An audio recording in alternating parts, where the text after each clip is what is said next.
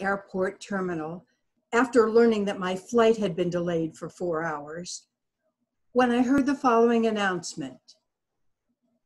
If anyone in the vicinity of gate A4 understands Arabic, please come to the gate immediately.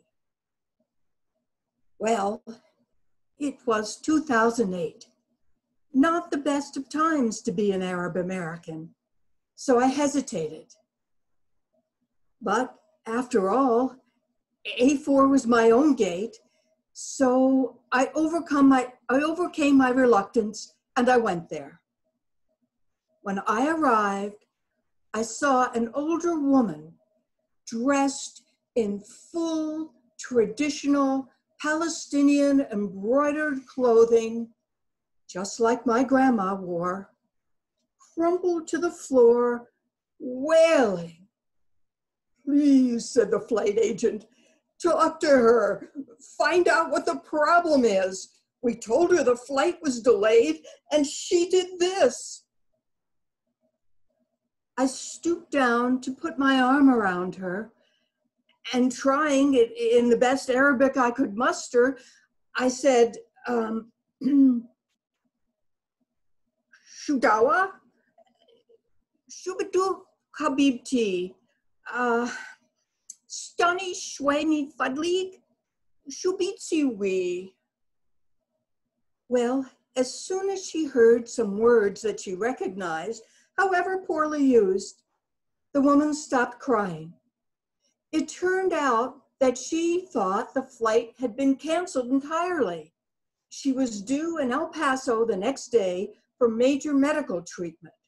No, Habibti, you're fine. You'll get there just a little bit later. Who's picking you up at the airport? Let's call them. We called her son, and I spoke to him in English, explained what happened, and said, I'll stay with your mother till we board the plane, and I'll sit next to her on the flight. Then she spoke to her son. After that, just for the fun of it, we called her other sons. And then I called my father, and he spoke to her in Arabic for a long time. And of course, they had 10 acquaintances in common. Then, for the heck of it, I called a Palestinian poet I happened to know, and he spoke to her. All of this took about 2 hours. By then, she was smiling a lot, and she was talking about her life, patting me on the knee, and answering questions. She had pulled from her bag a sack full of homemade ma'amul cookies, little crumbly powdered sugar mounds filled with chopped nuts and dates. And she was offering them to all the other women at the gate. To my surprise, no one declined. It was like a sacrament. The traveler from Argentina, the mom from California, the lovely woman from Laredo, we were all covered with the same powdered sugar and smiling. There is no better cookie. About that time, the airline broke out free apple juice in 2 large coolers.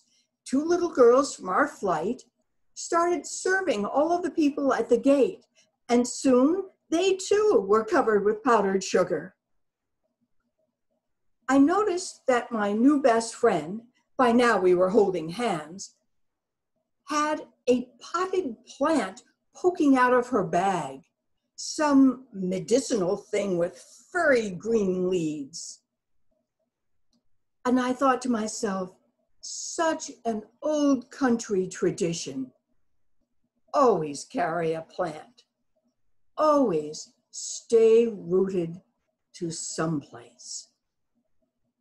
And I looked around the gate full of late and weary travelers, And I thought, this is the world I want to live in, the shared world.